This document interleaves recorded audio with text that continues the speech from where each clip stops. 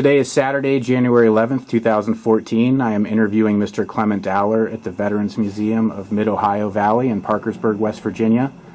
Mr. Dowler is 89 years old, having been born on May 9th, 1924. My name is McKay Smith, and I will be conducting the interview. My grandfather, Ray Murphy, was the navigator on Mr. Dowler's B-17 during World War II.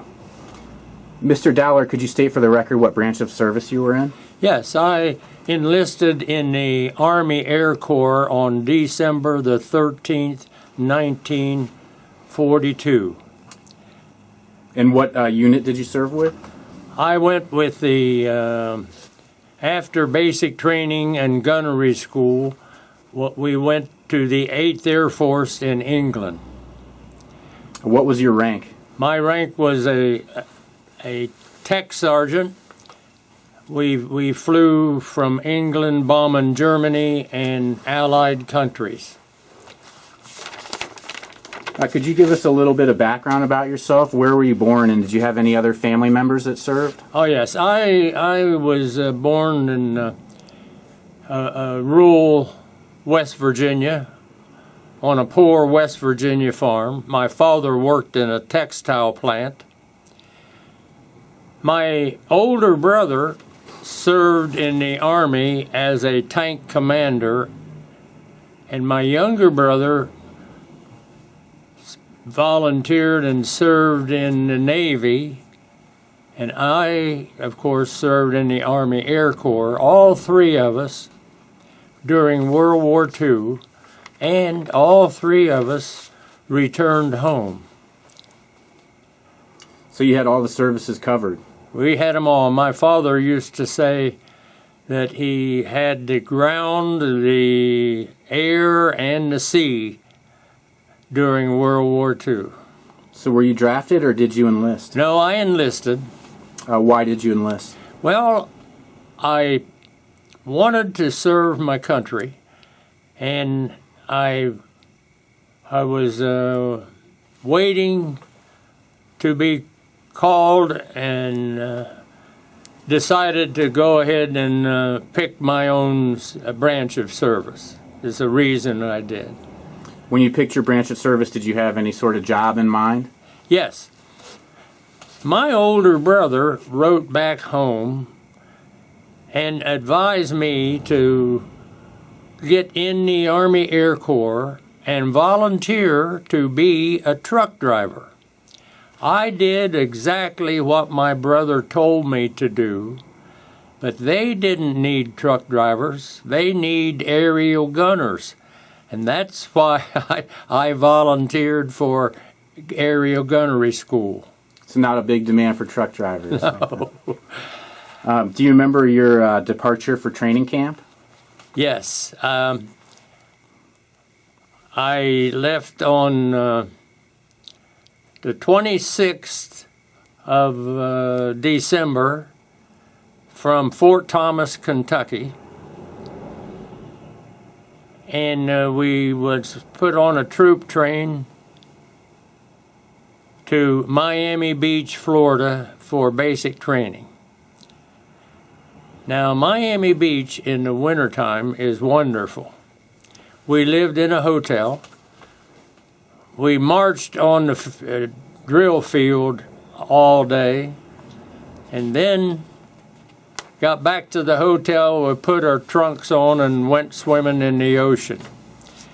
Had very good basic training in Miami. Any other training experiences stand out for you? Yes, I was tested, and they told me that I was suited for airplane mechanic school. I was sent to Seymour Johnson Field, North Carolina, for 6 months mechanic school, and passed the test. And after I passed the test, they gave us a test to see if we was capable of flying. Passed that test, and then they asked me if I wanted to enlist for aerial gunnery school in Fort Myers, Florida. I enlisted, went to Fort Myers, And during gunnery school, my buddies and I did not study like we should have. And the first test they gave, we failed mathematics. Well, they got us out and said, "You have failed, and now you have 3 choices. You can be transferred to the infantry, you can be transferred to cook and baker school, or you can go to night school and make up your grades." Well, we all wanted to graduate, so we all went to night school and passed and made up our grades. And we got, they made us at that time a buck sergeant, and we got our wings. And after gunnery school, we was sent on a troop train out west all the way to San Diego, California.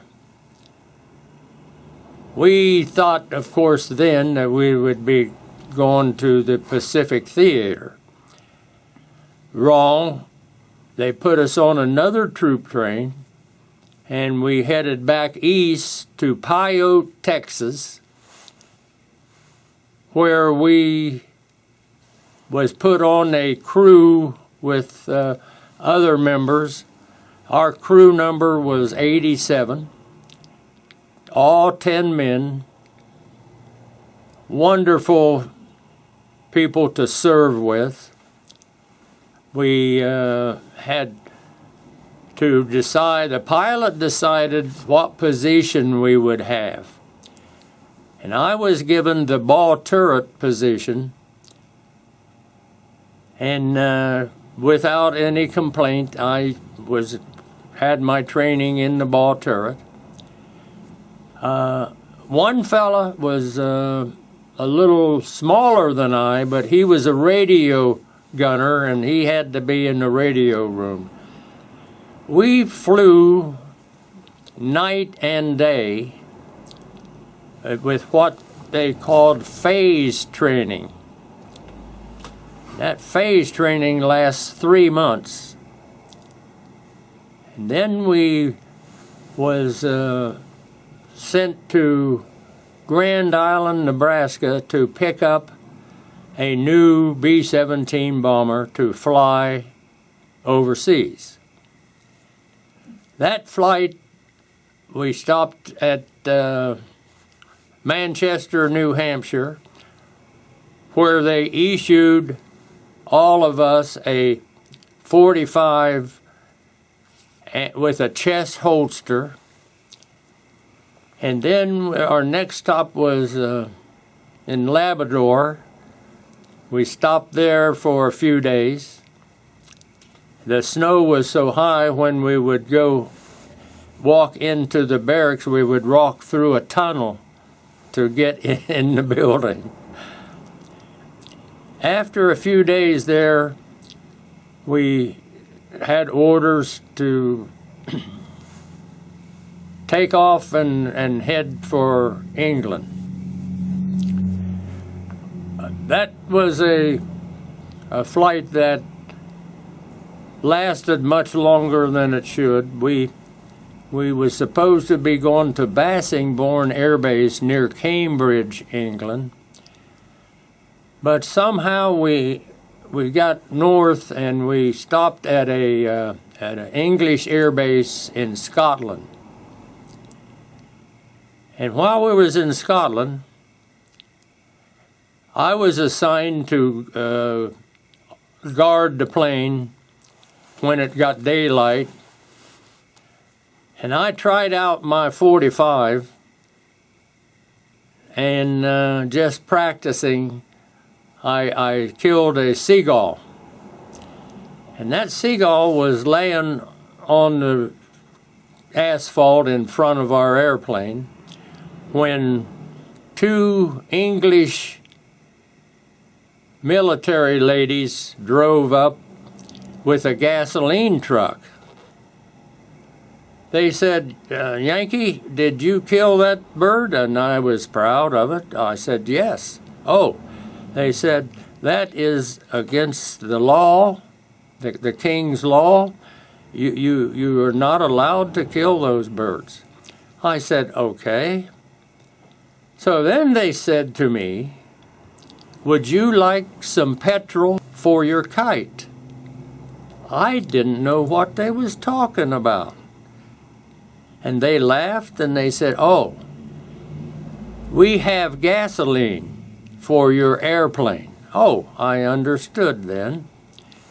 So I said yes, and they did not have 90 octane, which we need. And they went to pick up the right kind of fuel. While they was gone, I picked up that bird and walked over to the edge of the ocean and threw that bird clear out in the ocean. I didn't want to be accused of breaking their law in England. So they came back and gassed up the plane, and we then flew to Bassingbourn, a beautiful English peacetime training base which was on lease to our country. We had brick dormitories with steam heat. We had all of the conveniences that a lot of airmen did not have in England. Did you get any passes? We got passes. We would go to Royster, an English town, and at that town they had an ammunition factory. There was 2,000 English girls working in that factory, so it was pretty easy to get a date when you went to that town. Then we also got passes to London. We had a 2-hour train ride to London, and it was a real treat to go to London and get to see all of the famous buildings. One of the things that I liked at that time, we did not go in restaurants, but we could buy fish and chips from a window on the sidewalk. They would wrap the fish and chips up in an English newspaper, and we would walk down the sidewalks eating with our fingers. How great that fish was.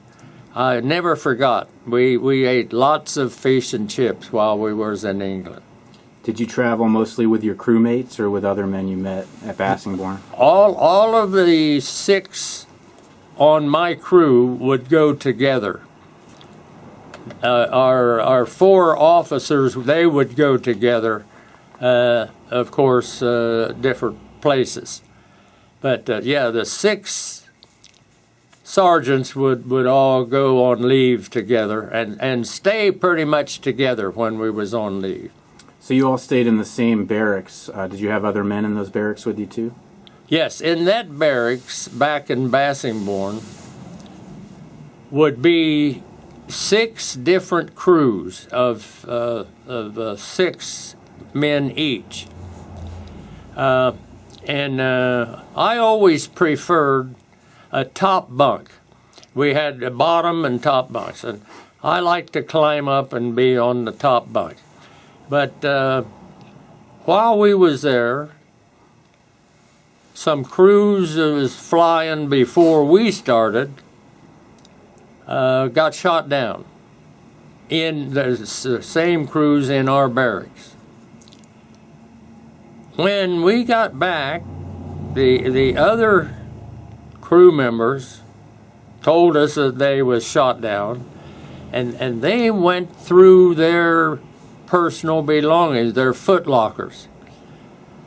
And I thought that was bad to do, but it turned out that it happened every time somebody went down. And later on, I was doing the same thing, and luckily I found an electric hot plate.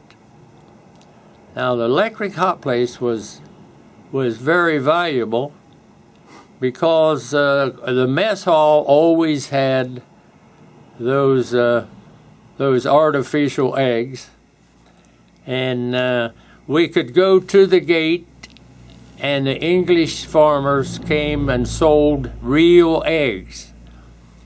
We bought eggs. We would go to the mess hall, and the cook would give us some bread and some butter, and we'd go back in the barracks and we'd fry eggs, make egg sandwiches, and I got so good at it I was selling them to my friends. Do you remember your time in Bassingbourn when you went on your first mission, or are there any missions that stand out to you? Yes.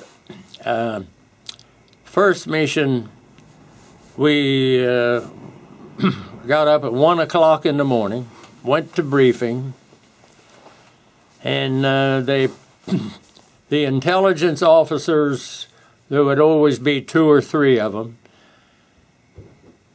and there would be several crews in the room for briefing.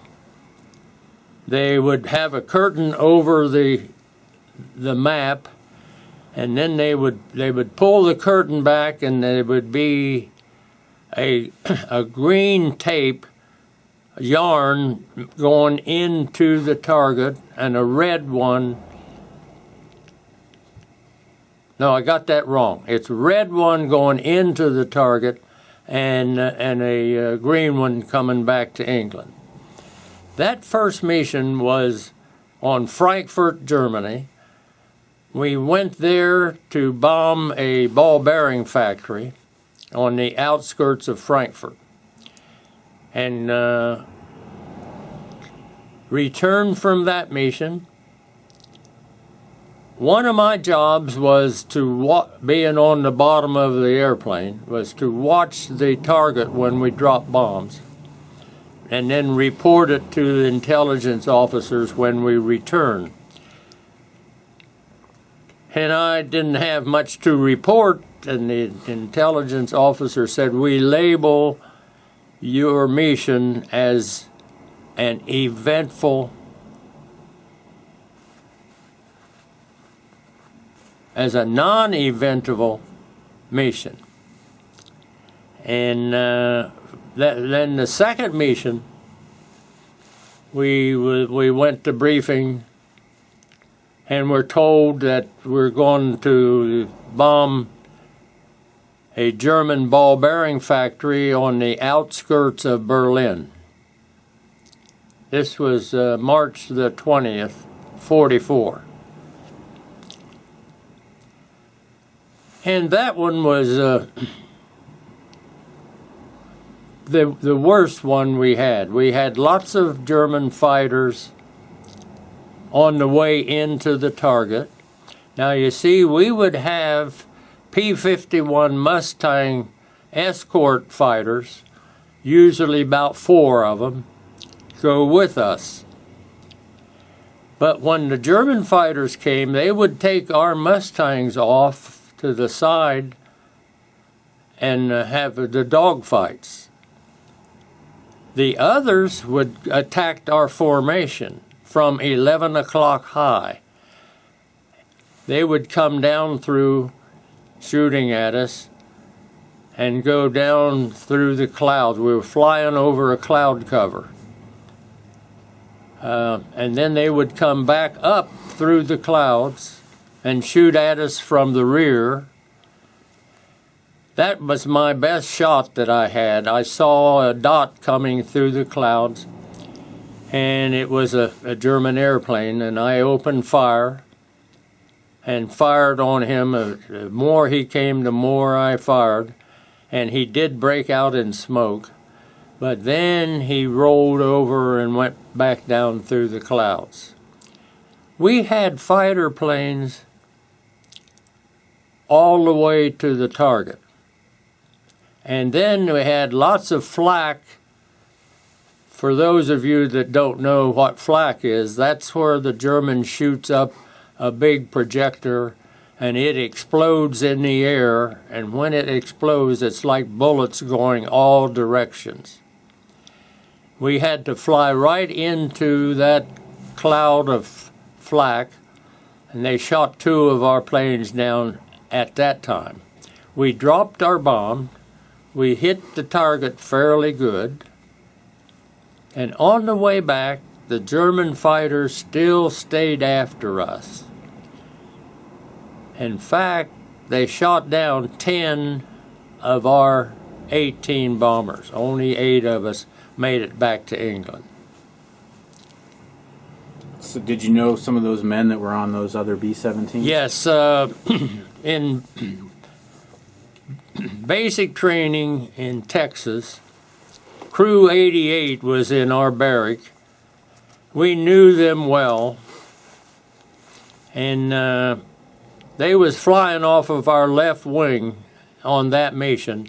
They got hit, and their plane exploded. Jim Cater, our pilot, called us and said, 88 has been hit, watch for parachutes. We all watched for parachutes, but never could see any. We lost some very close, dear friends at that time. And you knew them during training, too? Training, all the way through training, and then they was in the same barracks with us in training and also in England. At Bassingbourn. Yeah. Any other missions stand out to you? That was the worst mission. Now, we had others with some activity, some on different enemy aircraft, but very few, not very many. Until we got up to our 13th mission coming up. The English government asked our government to go to central France, a place called a German air base that's called Bassingbourn, to bomb Avord, to bomb a German air base, because the Germans had been bombing London at night from that base. Normally, we drop bombs at 25,000. But the intelligence told us that morning, do not expect any enemy aircraft, do not expect any anti-aircraft guns. And so they brought us in over the target at 15,000, and we dropped our bombs and we hit the target well, and I heard an explosion. The pilot called me and asked me to check this bottom of the ship for damage, and I looked at number 1, number 2, and number 3 engine was all gone. And it was on, the gas was pouring out, it was on fire. I had the parachute harness on, but no room for the parachute. And I had to hurry up to get, my chute was up inside the plane. You were down in the ball turret? And I was down in the ball turret, so I hurried up and got my chute and snapped it on. The crew was bailing out the back door. I was the last one to bail out the back door. And of course, when you first bail out, you go rolling and tumbling. Oddly enough, when you relax, a body will drop like you're laying back in an easy chair. And I had my hand on the red handle. I could look over my shoulder and see the ground. Now, in gunnery school, they taught us if you want to escape and you get shot down, you should make a delayed action parachute jump. Well, we all said then, boy, we're not going to do that.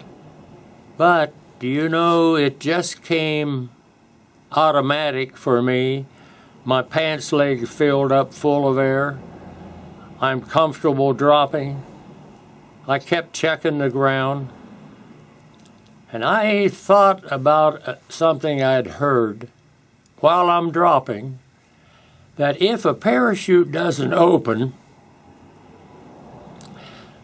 people has grabbed a hold of it and tore it open and made it work.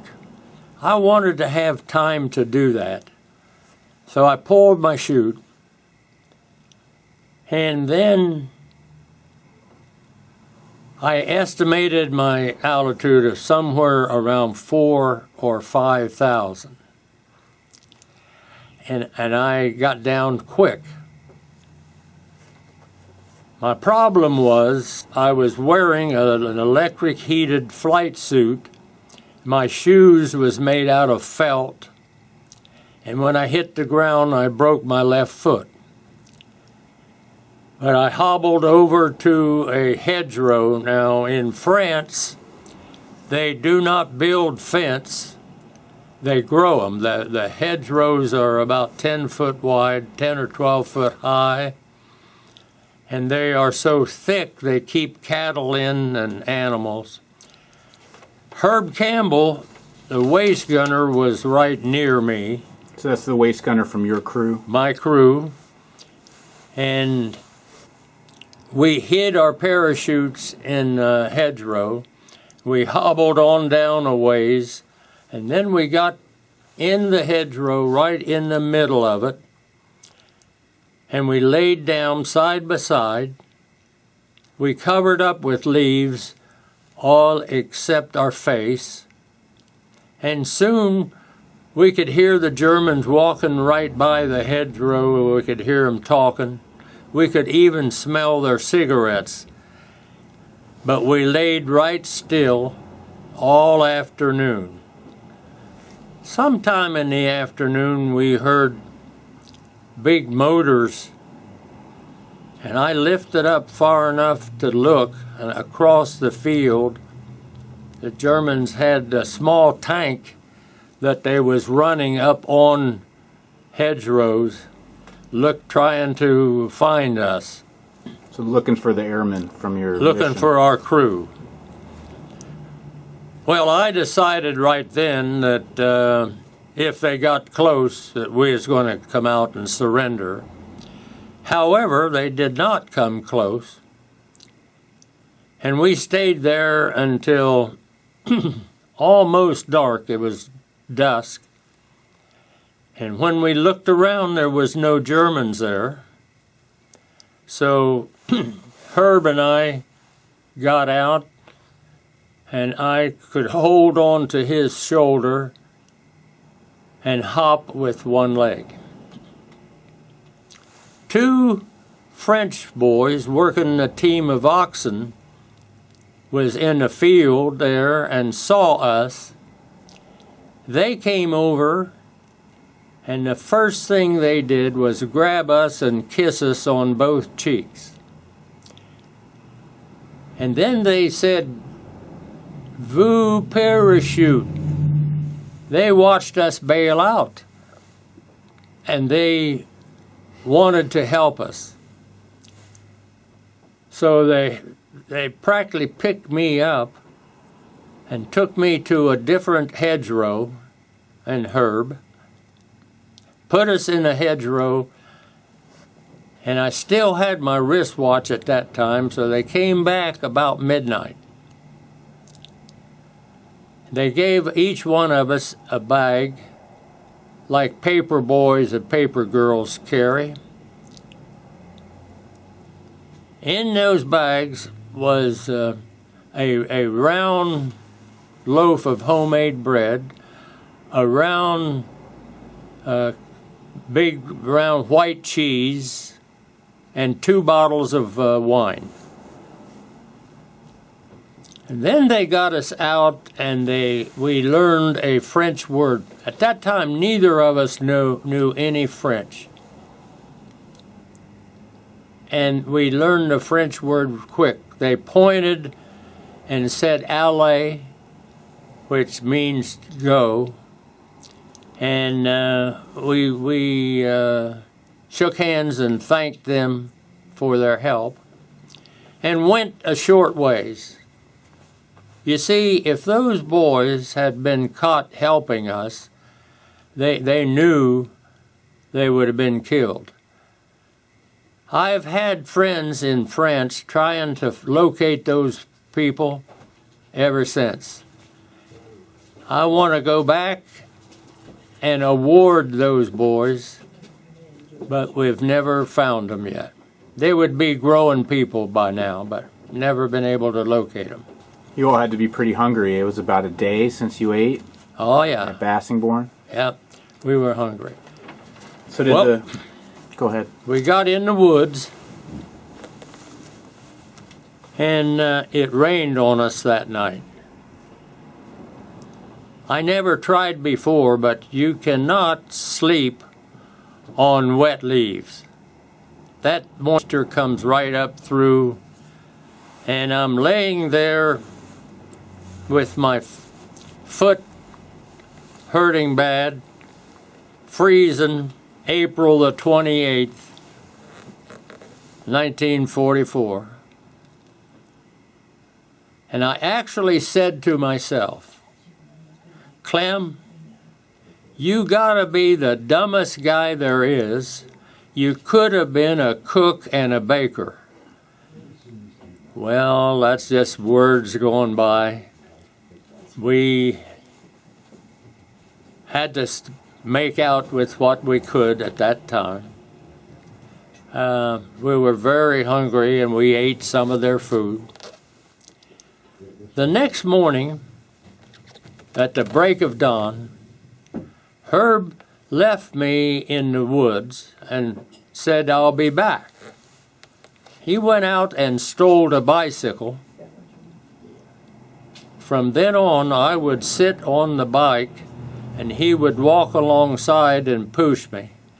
That's how we traveled for the first 2 weeks we was there. So he would push you on a bicycle because of your leg? That's right. Now, during that time, we ran out of food. We were very hungry. And we found a cow away from a house. I knew how to milk a cow. My mother taught me when I was young. So I had Herb to put his arm around her neck and hold that cow, and I'm back there milking with two hands right in my mouth. And Herb decided that the cow was tame. He comes to the other side and tries to get some milk, but he couldn't get any. You see, Herb was from a fisherman's family up in Bath, Maine. They fished the ocean for a living, and he knew how to fish, but he didn't know how to milk. So he came over on my side, and he said, "Give me some." Well, I was milking in his mouth also, but with all of the danger we had, I was just ornery enough to shoot some in his eyes, and he would wipe it out of his eyes and come back with his mouth open. Well, we drained that cow completely. There wasn't any more milk left. And you know, later we thought, wonder what the farmer thought that day when that cow didn't have any milk. But it was very nourishing and good for us. So did you have French civilians helping you along the way? How did you eventually get in touch with the resistance? Not for the first 2 weeks. Okay. We still was in uniform. So you were still wearing the same clothes that you bailed out Same of the plane in? clothes. So the reason was I knew that some of the French people would be working at that air base, And I wanted to get away from that base because they might have been friends and maybe not friends. So that's the reason that we traveled approximately 50 miles. On foot and on bicycle. That's right.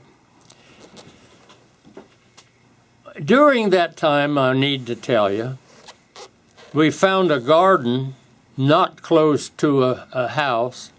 I found one piece of a cut potato on top of the ground where they had dropped it. I knew they had just planted seed potatoes because born on a farm, we planted potatoes back home. So I took a row and I gave Herb a row, and we crawled and dug up the seed potatoes 2 rows all the way across the garden. We had a sack and we put them in a sack, and we covered the ground back level. We took those potatoes down to a brook and washed them clean.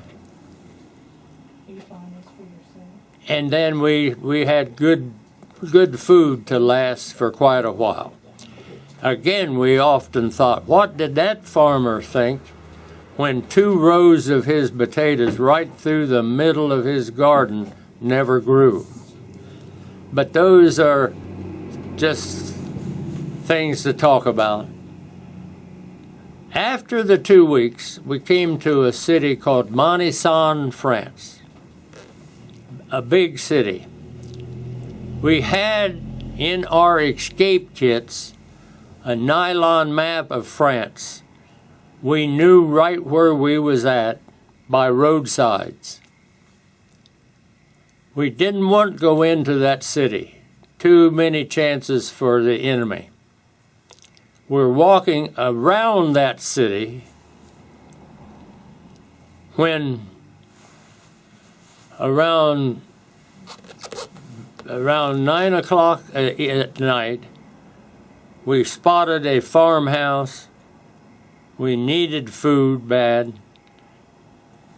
And we decided that we would ask for help. Went to the front porch and knocked at the door. The farmer came. I showed him our dog tags. And he welcomed us in his house, introduced us to his wife and children, and immediately his wife fired up a wood cook stove and started to fry a huge skillet of fried potatoes for us. What a treat that was. And then, of course, they had table wine for us, and we enjoyed a great meal. After the meal, the farmer took Herb and I down to the barn and had us to climb up a ladder and hide in the haymow, which was protection for him, and we understood that. The next morning, after daylight, we heard a lady's voice saying, "Are you there? Are you there?" We hesitated, but we had to go out, and we met a lady by the name of Micheline from downtown Maquis, who was a member of the French underground. She could speak fluent English, had gone to school in England in 1938, and she came every day, took us up in the woods. She would bring food and tried to teach us French. Well, we learned a little bit.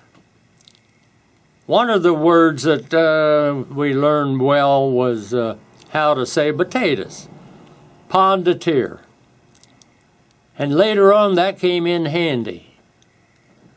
Micheline was a wonderful, wonderful lady. I understand that she helped many, many downed airmen in France. A little later, they brought a truck at night, put us up in the back of that big truck in the hay, and covered us up with a tarp, and we traveled all night and part of the next day to meet with a group of free-fighting French called Maquis. The leader's name was Martin, and my Catholic friends on that crew called him Blessed Martin, and he would have guns all over him. Now, the guns that they had, the English made them, and they were very quick made. They were a small 9mm gun, and it was welded together. And it's called a Sten gun. Once you pulled the trigger, you could not burp it. Once you pulled the trigger, it would unload the whole cartridge. But they also dropped 35 revolvers. So you were receiving supplies? They were airdropping supplies to you? Yes. Okay. The Americans? No, English. Okay. English dropped them in. They didn't drop food. They only dropped weapons. Now, this group that we was, I'm going to say there was probably only 15 or 20 young Frenchmen, not in uniform, all in civilian clothes. And by the way, the first Farmer and Micheline gave us civilian clothes. From then on, we had civilian clothes. Also, while we were where Micheline, you see, in France, the Germans required every Frenchman to have identification papers on them at all times. So she got us false identification papers. My name in France is Jane Maurice Aucoutelier. My occupation is I'm a bookkeeper for the Germans. I actually work for the Germans. Very good. Even had my picture on it. Now you may wonder how they got a picture, because our intelligence anticipated we may need that picture, and they put civilian clothes on us back in England, made our picture, and put it in our escape kit to take with us.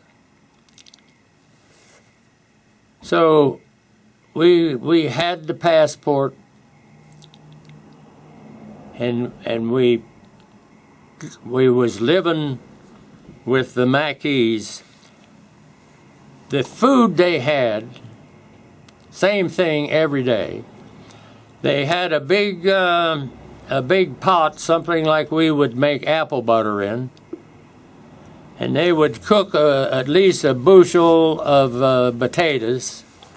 They had lots of shavers, that's goats in France. They would kill a goat each day and dress it, and they would put a goat in with the potatoes and cook it.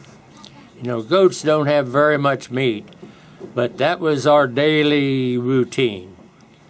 And we did well on that food. I'm upstairs on a rainy day in the farmhouse that we was using, laying in some hay, and the splinters started falling around me, down at my feet. One of the French boys was playing with that Sten gun, and all of it went up through the floor and missed me just a few feet. I was very uncomfortable with those boys. Actually, we left there again on truck, in the back of a truck. They moved us to a place they called Saint Flour, France. And we went where they was forming a French army. They called it an army. There was probably at least 200 or more French boys, and the leaders were older. They were ex-French military people. They was forming an army to go fight the Germans. We ate with them, and then we were told that across the mountain was some more Allied airmen. So they helped us over across the mountain. I believe I rode on something, and we joined with 17 Allied airmen that had built a cabin in the mountains. There was Americans, English, Canadian, and one Australian that had been shot down and got there to rendezvous with together.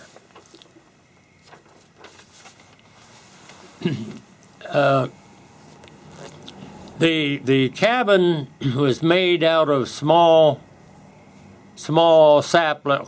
trees, and we had to make our own part of the cabin. They had a couple of small hatches, small axe. We would cut down small trees like 2 or 3 inches through, and then we would go out and skin bark off of trees and maybe find some wild grapefruit vines to tie them together with, and we would make a bunk. We'd make a side wall, make a top, and put leaves, branches on top for a roof. And when we made the bunk, we would put sides on it, and then we would go out and fill that full of leaves, and we slept on leaves.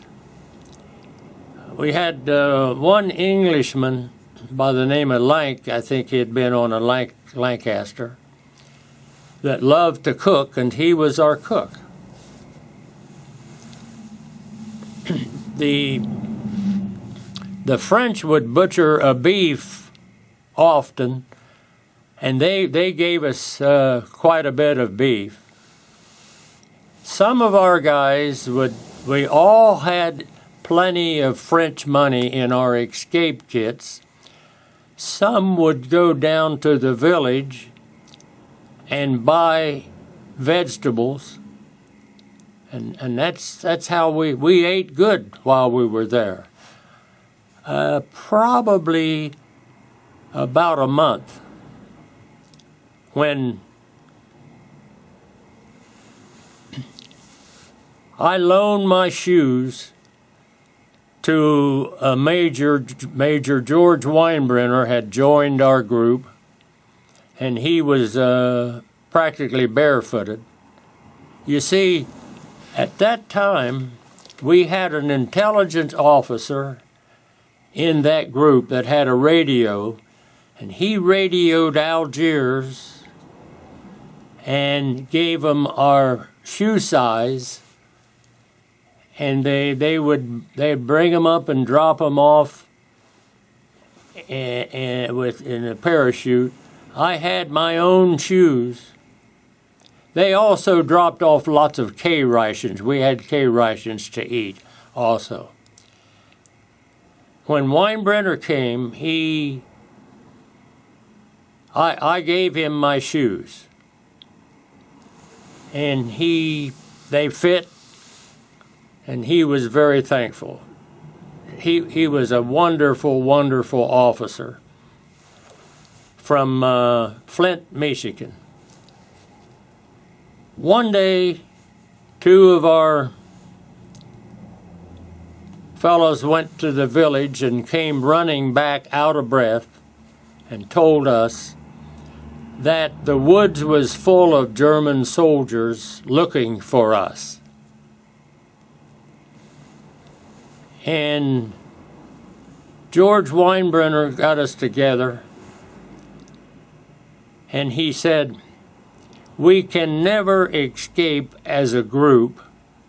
Choose your partner, and may God bless you."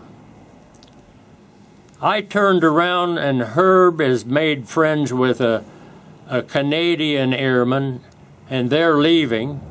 It was something real quick that we had to do.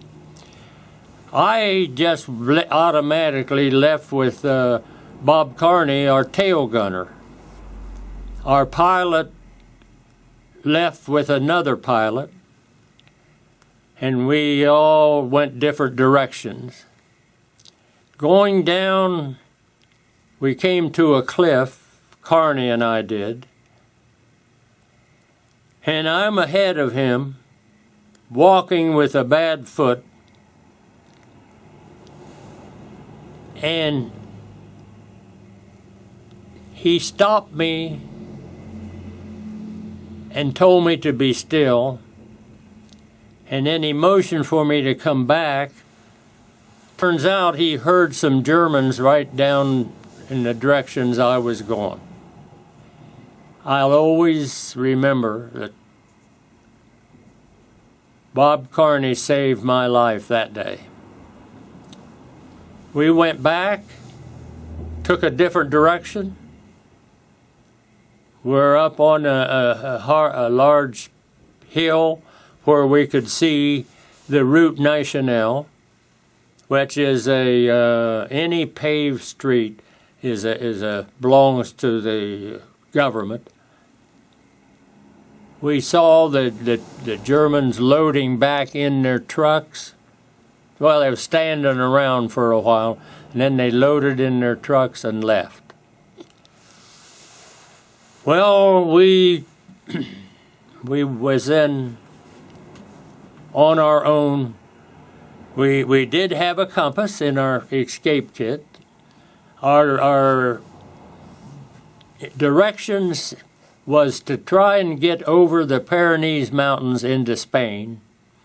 If so, the Spaniards was not in the war, they would send us back to England. Several airmen actually did that. We never got that far.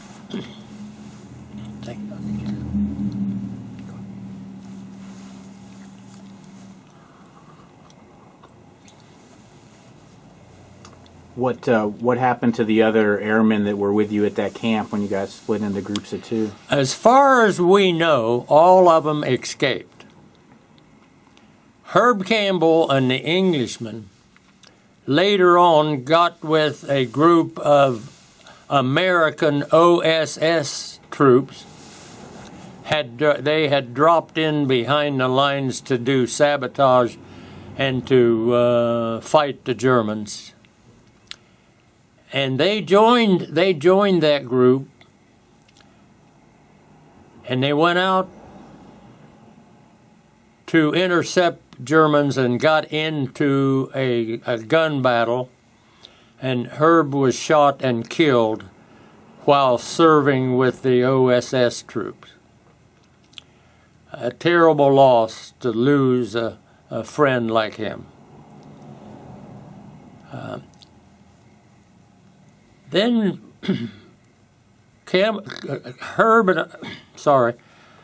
Carney and I then was walking on a dirt road when several Frenchmen came out of the weeds with guns and held us up and captured us. We didn't have any weapons, and they took us to their leader, which was Captain George, that had another group of free-fighting French. A different group of Maquis fighters. That's right. And so we're with them. They had food, and of course we stayed with them for a certain time. They had a French car, a French Citroen, and the captain made me his chauffeur. And Kearney, they had taken a Thompson submachine gun from the French gendarme, and Kearney was in the back seat of the car with the back window out as a guard, and I was to drive the captain to town. The town was Val's French, which was a summer resort town. And the captain would have us to park the car, and he'd be gone for an hour or so. And when he come back, he would always have a clean white shirt, a clean shave, and it looked real good. And so we easily figured out he was going to a hotel and getting a shower. Well, after 2 or 3 times, Kearney and I went in a bar at a hotel while he was getting his shower. And we walked in, and here is an American captain standing there in uniform. In American uniform. American uniform. I walked up to him and put my hand out, and he said, "Bonjour, monsieur." I said, "Captain, you don't have to speak French to me. I'm an American." Showed him my dog tags. He said, "What are you doing here?" And I told him our story, and he immediately said, "Would you like to join my group?" And of course we said, yes, we want. And he said, "Meet me here tomorrow at the same time." The captain said he couldn't drive, so we had to drive him back. When we got back to the camp, we told Captain George that we was going to leave and go with the American OSS troops. He did not want us leaving. I'm sure he liked the idea of having an American chauffeur in him. He said, "No, you go and I will shoot at you." Well, he couldn't speak very good English, but we understood. We never went until the next time. I think it was only a couple of days. We went back, and we left him and went with the OSS captain. Yeah, captain. Yeah, there was 13 of them. All of them was high-ranked enlisted men, and all of them could speak fluent French. They were wonderful soldiers. And they of course had radios, and they had 2 small cannons dropped off and to them, and they put them together and went out on a mountain actually, they had a French farmer to pull the cannons up on the mountain with his horses, and we went up there with them. They didn't have enough weapons. They gave us a .45,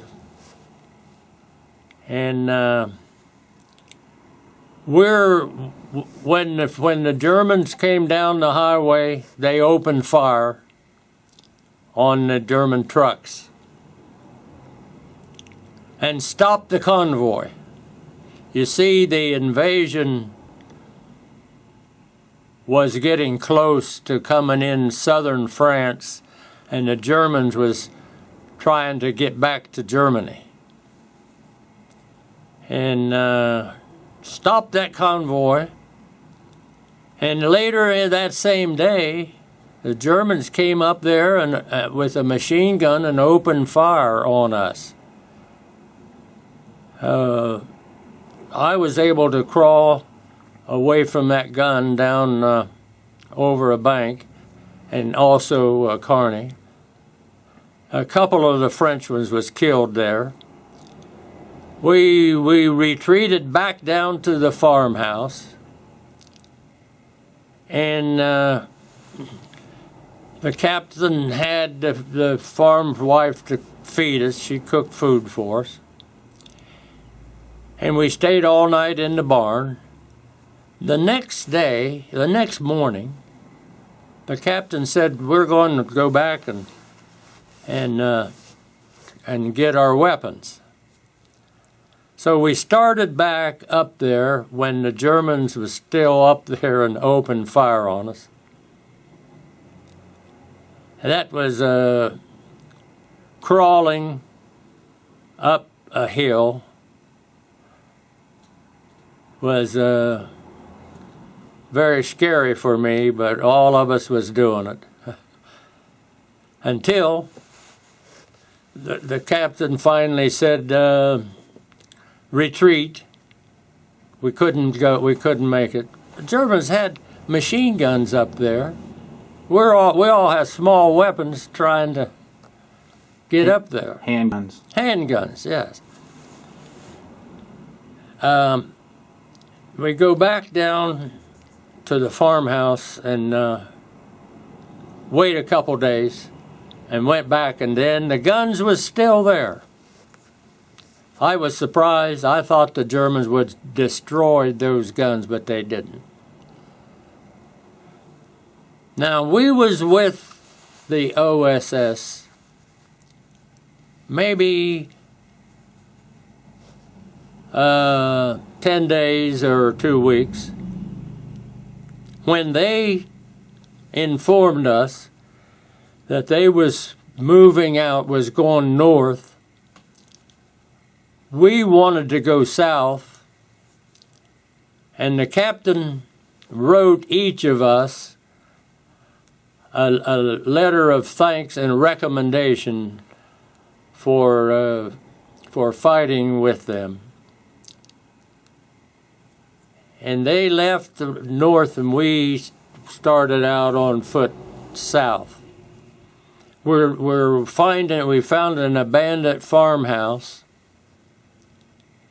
in close to a highway, back away from the road, and we're staying in that house when we heard one morning a lot of noise. When we went out to look, and we saw American trucks and American tanks and jeeps going up the highway. That was a blessed day. The invasion had come in southern France, and we had been liberated. So those are American lines? American lines came in. Well, we went down, and the first Americans we saw was in a field, and we told them we was Americans. They didn't believe us. We had to show them our dog tags, And so we had to, they was leaving and we had to walk again. We're going through a small town when we saw a French car with the keys in it sitting on the street. I looked at Carney and he looked at me and we shook our head. We got in that car and stole it. Well, we drove down to the highway and the gauge said empty. We saw some more Americans in a field. We would go down in a field. We tell them we're Americans. They gave us gasoline, filled our tank, and we drove on down to the city of Avignon, and that river. Some Americans had bombed that river, that bridge, so the Americans had built a pontoon bridge, and they was using that pontoon bridge. And they had a rule that if the Americans was not using it, they would let the French people use it. So when we got there, there was a line of French people. And we waited a while when there was no vehicles coming. I pulled out and went down to the bridge, and the MP stopped us. We showed him our dog tags, told him we was Americans, and he led us across.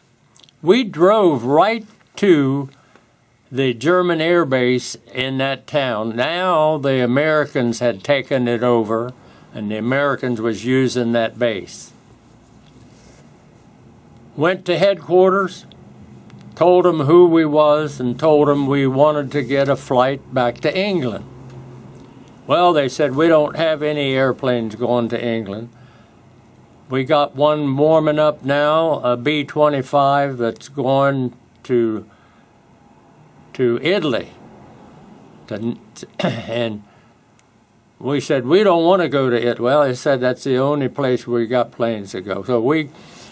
But when we went to get on that airplane, we asked for parachutes. They did not have them. And we insisted we had to have parachutes. I bet.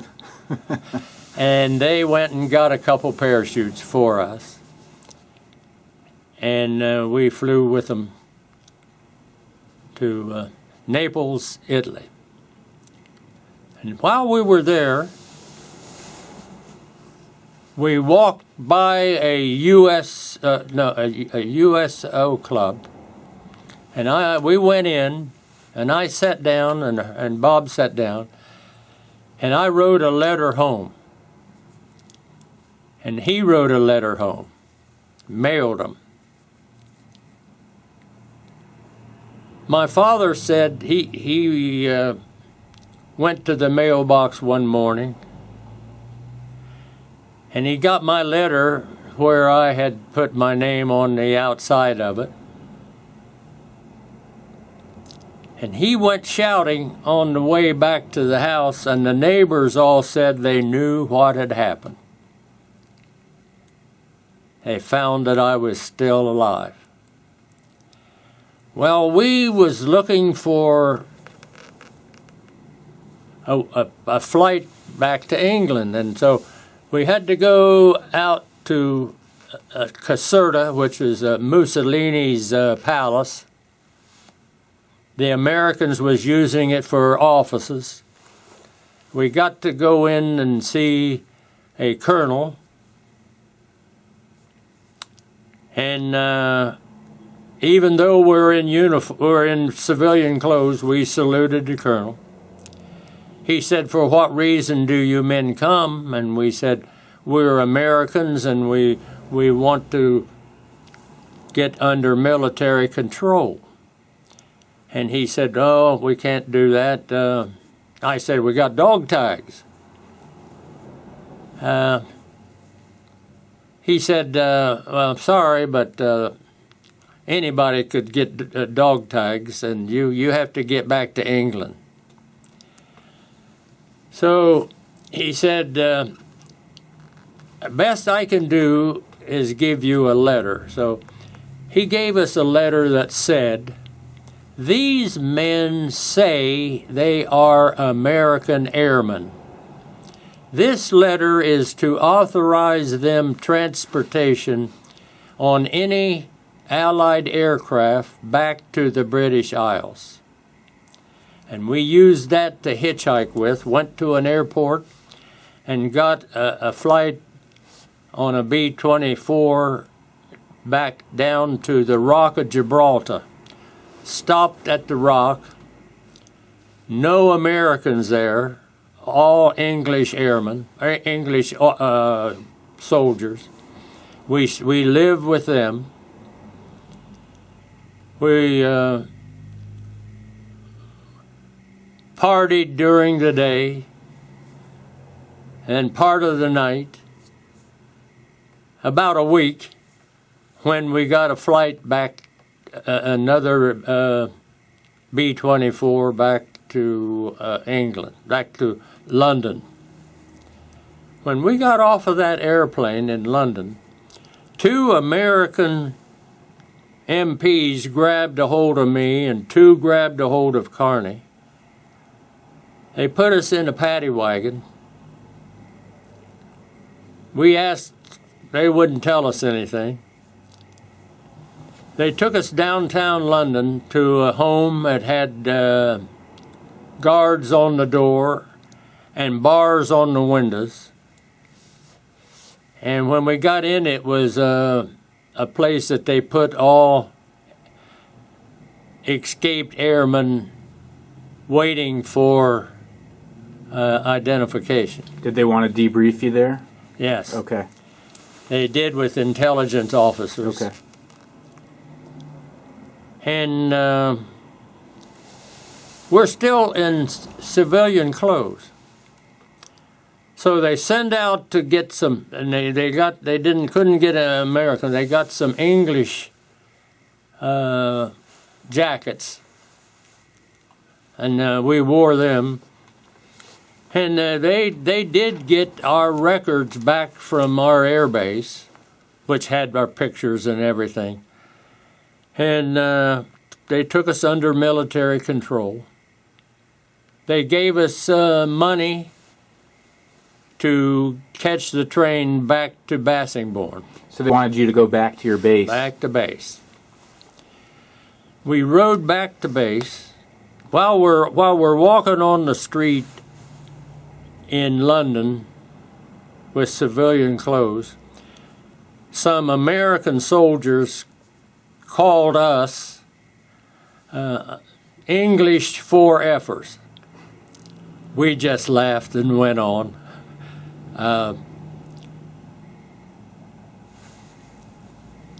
We're back now. We've accomplished what we was almost a miracle. We're back, and we're not going to fuss with anybody. We ride the train back to England, walk up to our barracks, or back to Bassingbourn, walk up to our barracks, and our bicycle. Carney and I had bought an English bike to ride to the mess hall. There's so many bikes that we had to buy a license tag. We paid $25 for a license tag, and it was my bike, our bike there. You could tell it was yours from before you went on that mission. Yes. While we were there, a young airman came out of the barracks and started to get on that bike. On your bike? Yeah. So we stopped him. He said, hey, fella, where'd you get that bike? Oh, he said, I bought it from Cy Begal. He finished his missions and went back to the States. Cy Begal was our radio gunner, not with us when we went down. Mm-hmm. He fell off of some ammo boxes up in the radio room and broke his shoulder, and he he evidently got all right because he finished his missions and was gone. And he said, I paid him for it, so we said, oh, well, okay, take it. And we didn't want to fight with him there. You see, we were very liberal at that time, you see. And went in our barracks for a while.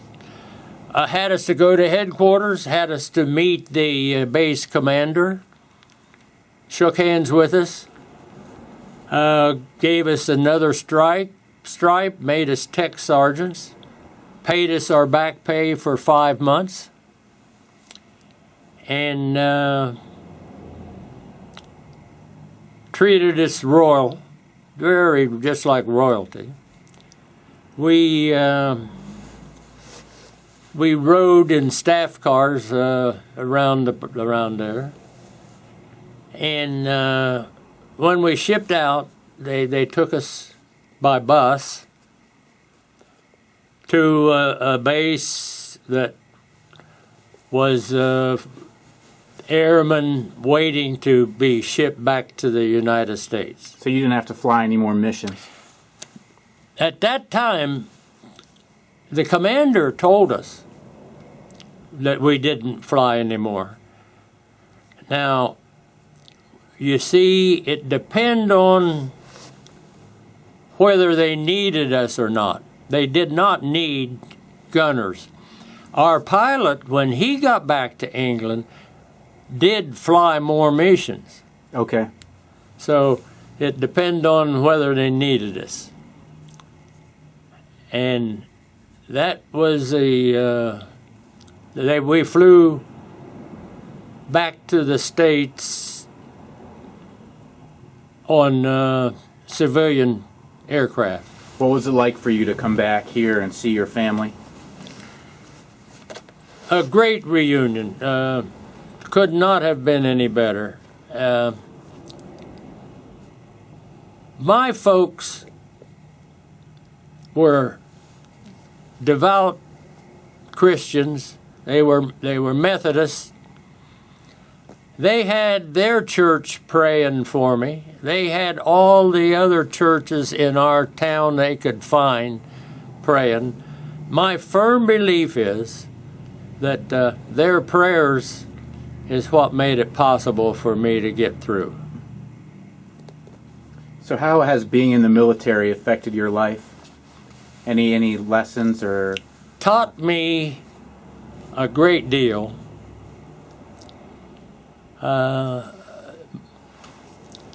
How to respect seniors. That's always been easy for me. Taught me a great deal. And my life has been very successful since then. And I'm now enjoying, this is 24 years of retirement. That's great. And I'm blessed real well. Have you ever thought about going back to France or had a chance to go back? You know, I met a friend through a letter telling me that his grandfather was a crew member on my crew, and asked me if I would please give him a phone call. His name was McKay Smith. I called him up. He's in Washington, and he said to me, if I come to Parkersburg, West Virginia, would you tell me about my grandfather? I said, you bet I will. So he and Jennifer came to Parkersburg and checked into our best hotel, called my wife up, invited my wife and I to come to the hotel for dinner. We went and had a great dinner with them. Our friendship just started off perfect at the very beginning. I told him all about his grandfather, who was a great airman, Ray Murphy, a big man in stature and very vocal. We all liked him very much. And later on a trip to Ohio together, I happened to mention that I would like to go back to France. McKay said, "Jennifer and I will go." And that was it. We made plans, and It's been a great friendship ever since. been a great friendship ever since. We went back to London first. We toured London again, and had the opportunity to go down into Winston Churchill's underground offices that he used during the war, which was real valuable information for us to learn. And then we got on that bullet train. I want to tell you, we rented a car, and McKay said, "I don't know if I can drive on the other side of the road." Jennifer said, "I can." She drove us back to Bassingbourn perfect. And we went back to Bassingbourn, and what a great time there. The old tower that we used during the war is now a museum, and they treated us wonderful there at the museum. They even had me to sign my name on the wall as an ex person at that base, and put us in a car and drove us around the base. It's now not being used except for the museum. A wonderful experience to go back. They have a membership. McKay and I both are members of their museum. We get newsletters from them. And then back to London, and we got on the bullet train to Paris. Now, that bullet train goes under the English Channel, which is approximately 20 miles under the water. And when we got out on the French soil, somebody said this train is traveling 100 miles an hour. When the conductor came by, I stopped him. I said, "Sir, can you tell us how fast we're traveling?" He whipped out a cell phone and called the engineer. And the engineer said, "We are now traveling 128 miles an hour. That's fast on ground. Well, we get to Paris and check into a hotel, sightsee a little, go out to dinner. The next day we rented a car, and a French car, and drove right back to the base that I was shot down at, Bassingbourn. And they was there. They had been notified we was coming. They had us to go to the city building, and the mayor had a reception there for us. The mayor had invited all of his other mayors and towns around and introduced us to all of his friends. We had a great reception. And then they put us in vehicles and drove us on the air base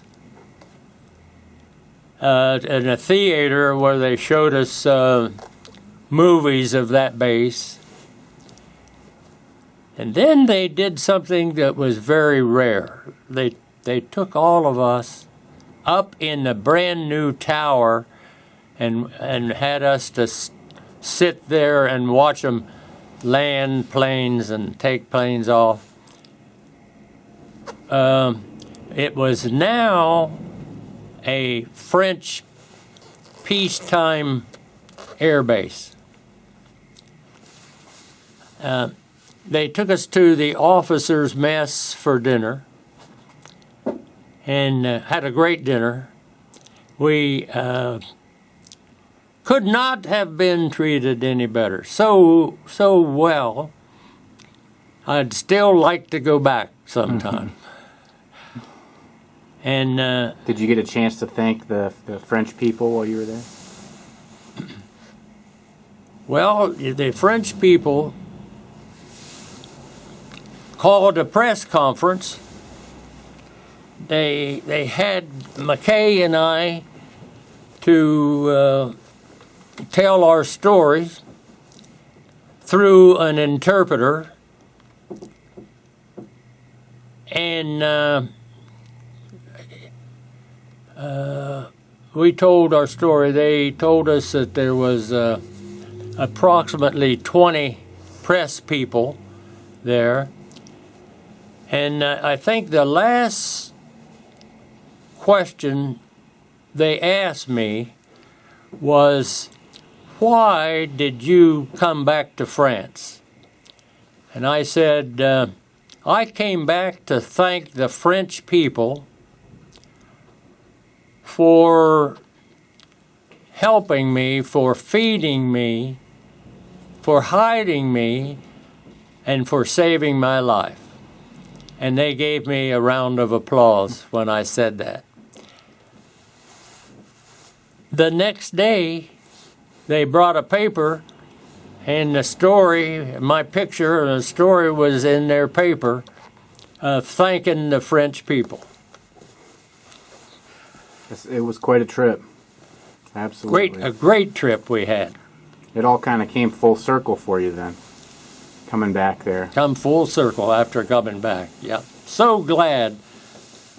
I'll always be thankful to McKay and Jennifer for making it possible for me to get to go back to France. We were grateful to have the opportunity to go with you. All right. That's a wonderful story, Clement, absolutely. And thank you so much for sitting down with me and telling your story to everyone. Is there anything else that you'd like to add that I didn't ask about? Not really. I think I pretty well covered it. Okay.